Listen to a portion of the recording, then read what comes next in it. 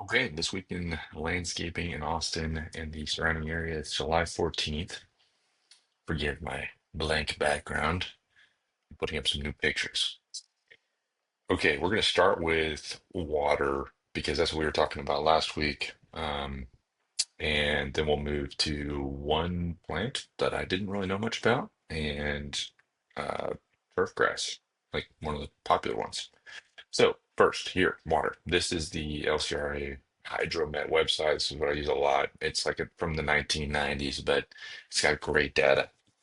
Um, and this specifically is a graph of the last 7 days of the height of Lake Travis, which is so basically Lake Travis and Lake Buchanan are the two lakes that hold water for the region.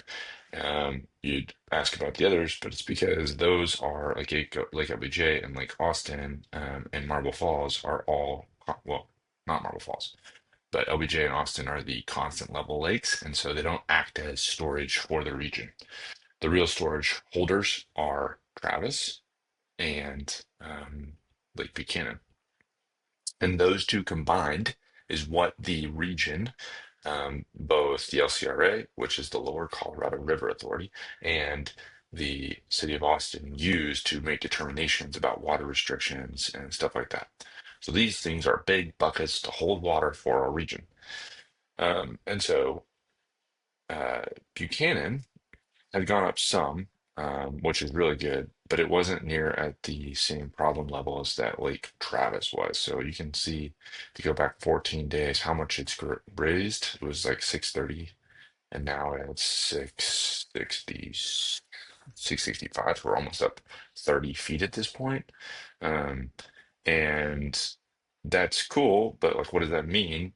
I was doing research this morning, and that basically means it's gone up like 60% from a water volume perspective, because you got to imagine it like kind of bows out. So as it goes up in feet, it's actually gaining more water as a percentage. So something like 60% when it comes to acre feet, again, acre feet being the way that you measure water at scale. Um, and that's just climbing because we had so much, we had a bunch of rain yesterday and more rain to like right now. This is Monday morning, more rain going on right now in this area over here, the Llano like basin. I guess it's called the Lake LBJ Basin, um, where the Llano River is, and it's pushing more and more water down. I guess I can actually, maybe not. Oh, that's not what I want. You can do current radar. You can see there's a bunch of, this is a lot of water landing right in here, which is going to feed down to the Lena River and then through LPJ. Um, so all the rain down here is going down through the Guadalupe again, unfortunately. But everything up here is going to go through the Llano again, down through here. So a lot of water being captured.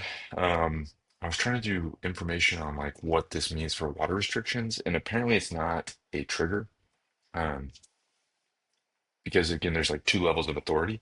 There's the LCRA level, and basically the trigger point that they use, from what I could find, is like 1.1 million acre feet of water of combined water between Buchanan and Travis, and we are well past that. I think we're like 40% higher than that. We're at 1.5 million acre feet. And then, but when it comes to Austin water, that's the utility of Austin specifically. Um, there's got to be deliberations by the Austin Water Commission and the City Council, and they have to be the ones that release the restrictions or lower the restrictions from a watering perspective. Um, you can imagine how bureaucratic and difficult that will be. I hope it's not. Obviously, we want to be thoughtful and not just let loose all water restrictions immediately, but we are up a tremendous amount of water. And that'll be really good for the region. And so once managed, which I assume they'll do, uh, this will be important for the water levels for the coming, I mean, 5 years, maybe 10 years. Maybe not that long. Maybe I'm being a little too optimistic. We're not done yet either. This is 6:55. We're going to go up to, I mean, it's just climbing fast. We've got a lot. Um, if you look at the, and I need to stop talking about this because you're going to quit thinking this is interesting. Um, what the stream flow, you can see the Leno River is flowing very quickly right now from all that rain that just went in yesterday and is in there again today. Um, it went from 570 on what is that month? Saturday to we're up to 53,000 again. That's not as like crazy as it sounds. It's still very much within the banks, but it is cruising, putting a lot more water into um, Lake LBJ and then Lake Travis. So we will see. Okay, moving on. Um, I got a couple pictures here, so we don't take too long. This plant is beautiful. This is a shrub. It's 3 or 4 feet tall.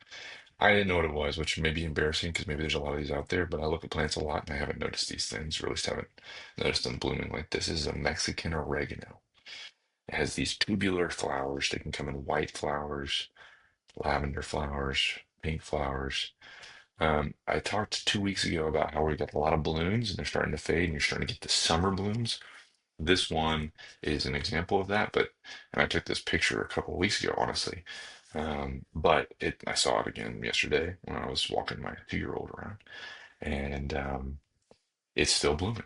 So we're having a lengthening of blooming due to all of this rain. A lot of crepe myrtles are blowing up again. Um, all the crepe myrtles in my backyard are blooming right now, which is so fun. Um, Frankly, rain makes plants look good.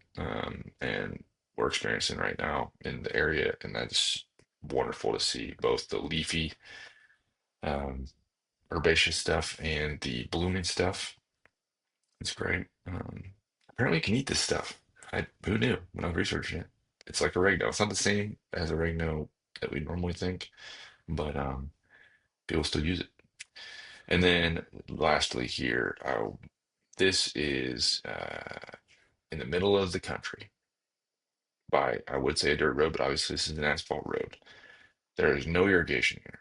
Obviously, it rains a lot, but this is Bermuda. Bermuda is a native grass. So if you have Bermuda in your yard, um, we talk a lot about in this video wanting native grasses um, or native plants, because they just are bulletproof. They're meant to live in this area, even without irrigation. This is a great example of that. Bermuda grows in the wild in central Texas and can grow very effectively and healthfully. And so that's why it's a great choice for many yards when specifically you have full sun. Okay, that's all in 8 minutes. It's a long time. Hope you guys are well. Cheers.